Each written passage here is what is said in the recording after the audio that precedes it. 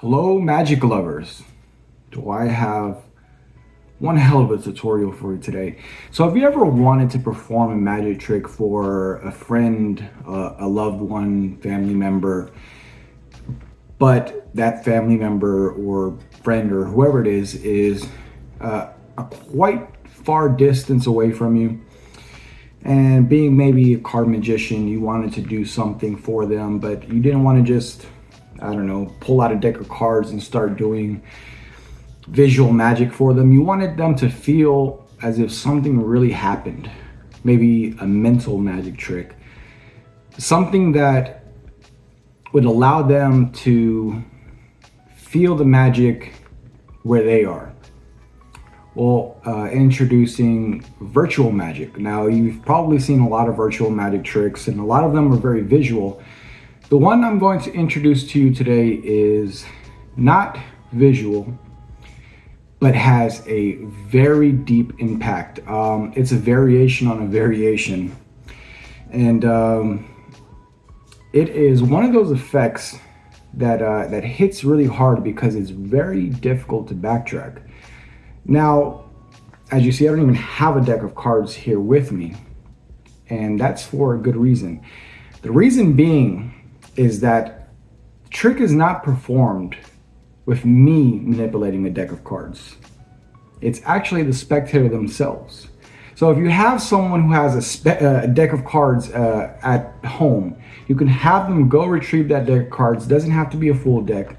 They shuffle, they cut the deck, they do every step of the process of this trick, and somehow, with them choosing a card, somehow you're able to tell them the exact card they chose. So I put my own little personal touches onto this, and I'm going to go ahead and roll the performance so you can see this wonderful effect that I don't think you're going to see anywhere else. So enjoy. All right, so this is like a virtual card trick, a virtual mind magic type of card trick that you can do for people, thousands of miles away, or if you got friends, family, whatever. Uh, so what I want you to do is get a deck of cards. I'm sure you've already got one. Yeah. See, look, the mind magic's already working. I want you to shuffle that deck thoroughly. Like very thoroughly. No false shuffles or false cuts. All right, give it a real good mix.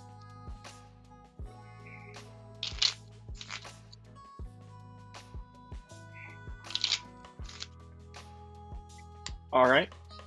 Okay, so first things first, I would like you to choose a number between 10 and 20, and free choice, whatever you'd like. Okay. Do I say it out loud? Yes, you do. 14. 14. Do you want to stick with that? Yes. Okay, so I want you to deal down 14 cards.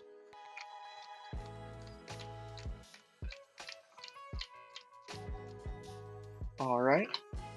All right, you can go ahead and get rid of the bigger pile and put those to the side, and we're going to use that smaller pile. But I want to kind of narrow it down a little bit more and make it even more impossible and even more difficult for myself, right? So you chose the number 14, right? That's a two-digit number. I want you to add those numbers together, and so you're going to get 5, right? So deal down 5 more cards from that pile. And whatever you just dealt down, put it to the side and keep whatever is left in your hand. Okay, so now that pile that's in your hand, give it a shuffle.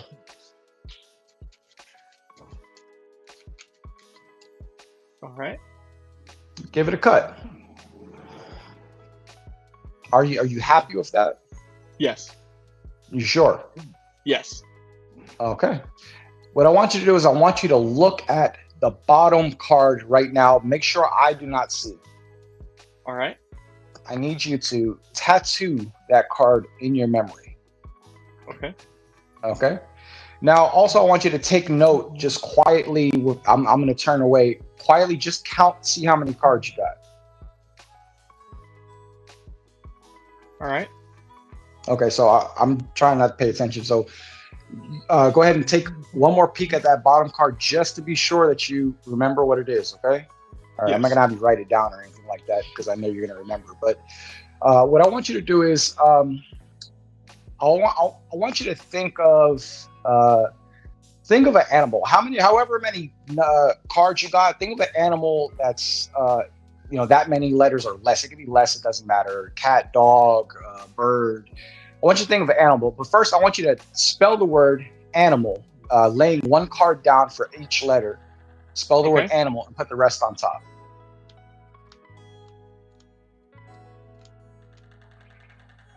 Okay, perfect. Now, whatever animal, you don't have to tell me what it is. I want you to spell the animal with the amount of cards you got left, somewhere around there. Spell the word animal and whatever's left over, or not spell the word animal, spell whatever animal you're thinking of and put the rest of the cards on top. Go ahead and do that. Perfect. Now, there's no way I could possibly have predicted what you were thinking there. So it's completely random. Now, I want you to think of a city. Start to think of a city that is within the parameters there of whatever, how many cards you got left over, right? But first, I want you to spell the word city and then put the rest of the cards on top, just like you did before. Perfect. All right, so think of a city and spell that just as you did and put the rest of the cards on top.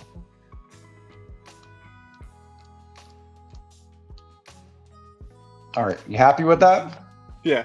Now, is there any way, in your professional opinion, that I could know what cards you're merely thinking of? No. That I didn't see the cards. The cards have been thoroughly mixed. I couldn't predict what animal you would choose. I couldn't predict what city you would choose, right?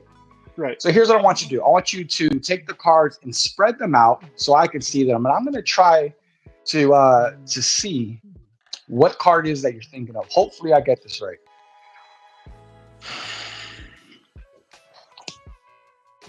All right.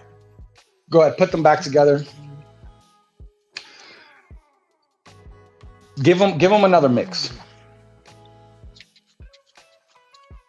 Spread them out one more time. Okay. For the first time, I'm going to try to read your mind and reveal that you are thinking of the Seven of Diamonds. Yup. It's pretty good. How is that possible? I love this. This is a really awesome effect. I'm actually going to be teaching this on the channel, so stand by for that one. It's going to be a good one. Look forward to seeing it. So if you are anything like me, you're probably wondering after seeing that effect, what the hell happened there? How in the world was I able to determine which card your spectator chose over a video call or Zoom or FaceTime or whatever, right? Facebook Messenger call, what is it, Meet? Or what did they change it to? I think it's Meet now on the Google. The whole point is a virtual call with a trick that you can perform like this is amazing. So grab a deck of cards and follow along, and I'll be going over what in the world makes this trick work and why is it so special, and what are the benefits of being able to perform a magic trick like this for a spectator over a virtual call. All right, before we continue on to the explanation tutorial part of this video, I'd like to give credit where credit is due. This comes from an effect by Boris Wilde called Zoom 9, and it's a mashup with another old Larry Jennings effect called Getting to the Nine, and they just work in tandem perfectly with each other. Now, I noticed when I first came into contact with the idea of Getting to the Nine was an effect by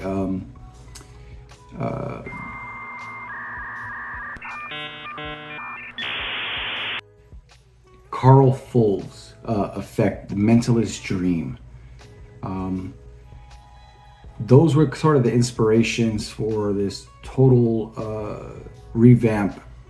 I want to say total revamp, but it's heavily based on Boris Wald's trick, with everything else just laying perfectly together to create this awesome effect. And let's get into how this works.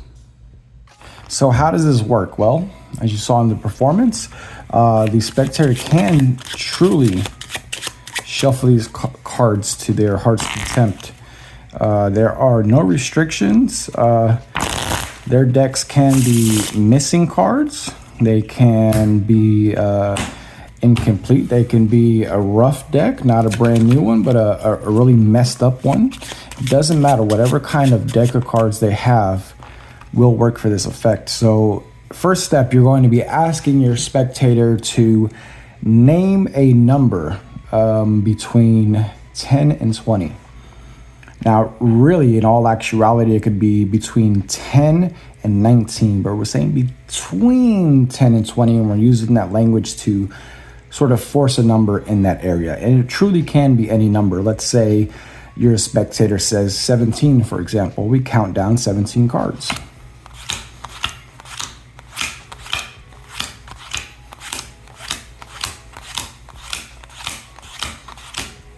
Now remember, this is actually being done by the spectator, and we tell them to take the rest of the deck and put it to the side. Now they're going to collect all these cards, and a nice little subtlety, you can tell them to shuffle these cards because the order really doesn't matter for this. So they can shuffle those cards up. Now you're going to tell them to, in order for this trick to be even greater, we're going to complicate things a little bit more. We're going to take those two digits in that number 17, the number they chose. We're going to add them together. Had they said any number, any different number, we'd got a different outcome, right? So in this particular case, they chose 17. So we're going to add 1 and 7 together to get 8. We get 1, 2, 3, 4, 5, 6, 7, 8. At this point, we're going to tell them to keep the cards that are left in their hand and get rid of the rest. And they do so. Now, if you don't understand what just happened there, I literally just forced a number of cards in their hand. So 1, 2, 3, 4, 5, 6, 7, 8, 9 cards. So we started with 17, right? They said 17. We counted off 17 cards. So how this works is actually pretty interesting. And let me show you exactly how this works. So we're going to count out 17 cards. 1, 2, 3, 4, 5, 6, 7, 8, 9, 10, 11, 12, 13, 14, 15, 16, 17. So at this point, we have 17 cards. So if we get rid of, when we add 1 and 7, we get 8. If we get rid of 8, so 17 minus 8 equals 9. And it doesn't matter if they pick, for example, if they pick 15. So let's get, so that's 17, 16, 15, right? If they pick 15 instead, 1 and 5 is 6, so if you count 6 cards off, 1, 2, 3, 4, 5, 6, you're still left with 1, 2, 3, 4, 5, 6, 7, 8, 9. 9 cards. No matter what they choose, okay, you'll be left with 9 cards no matter what. So it really doesn't matter what they say. So let's continue on with 17. So they go ahead and add them together, which is 8. 1, 2, 3, 4, 5, 6, 7, 8. Tell them to put the rest of the cards away, and they will be left with exactly 9 cards. And that's exactly what we need for this effect to work.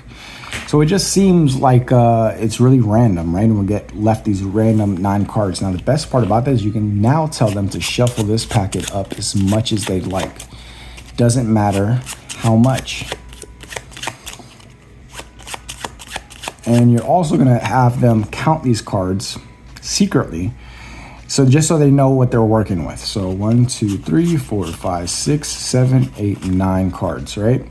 So now they know they're working with 9 cards. They know that they can shuffle them as much as they like. They know that they can cut them as much as they like. And whenever they feel that the cards are mixed up enough, you tell them to take a look at the bottom card. So in this particular case, it is the 6 of spades.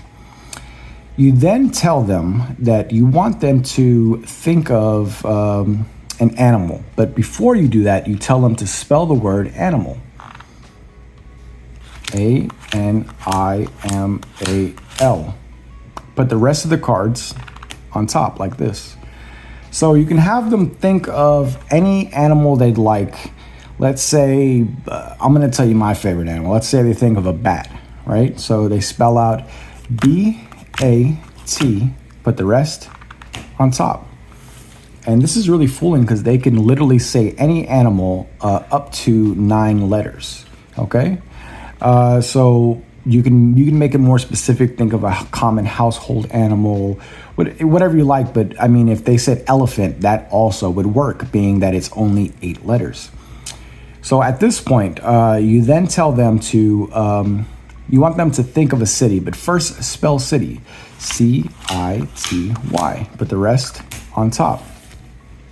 Now they're gonna name any city they like. So in my example, I'm gonna say New York. So N-E-W-Y-O-R-K, put the rest on top. So now at this point, their card will be in a very specific position, right? Now we know the card is the 6 of spades. And when we tell them to fan out the cards and show the cards, their card will always, no matter what, be in the 7th position. So from the top, right? So that's 1, 2, 3, 4, 5, 6, 7 from top. Now, I like to think of it not 7 from top, but I like to think of it as 3rd from the bottom, because when you spread the cards out, 1, 2, 3, and you get to see all the cards that were chosen here randomly, you'll know instantly 1, 2, 3. That will be their card every single time.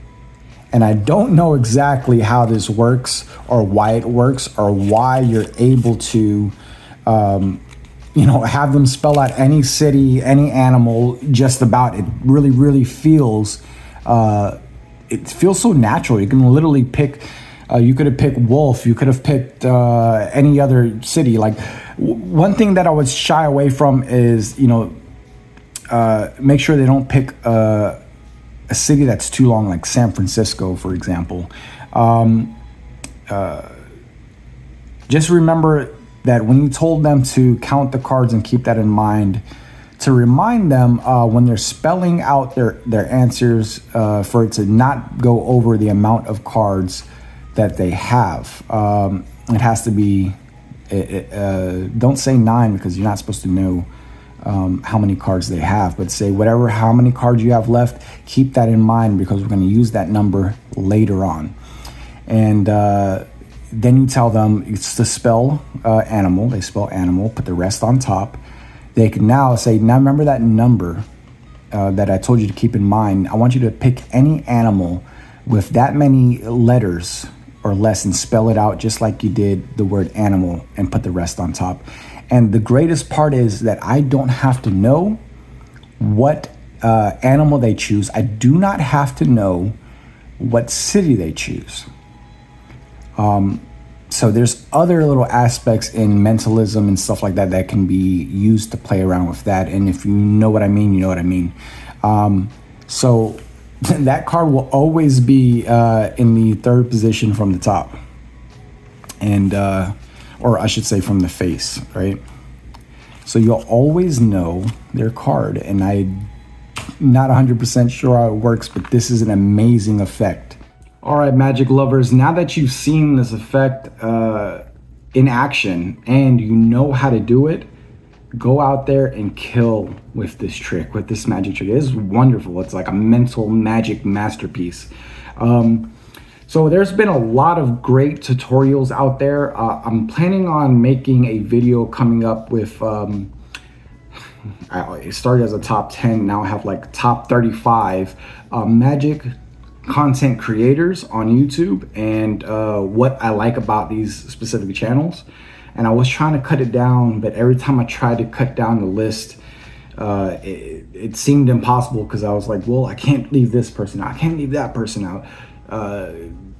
it's a mess. But hopefully I'll have a not so much of a ranking video or anything like that, but an awareness of the Magic community out there and all the wonderful things that are presented out there. There have been some great effects. Matt McGurk has been killing it recently. So if you're not subscribed to his channel, once again, go subscribe to his channel, and I will have many more recommendations along with his channel in that video, hopefully coming out soon. All right, Magic lovers, don't forget to like, comment, share, subscribe, and show me some love in the comment section if you really enjoyed the video. And subscribe if you want to see some more awesome magic tricks like this in the future. Magic lovers, don't forget to like, comment, share, and subscribe.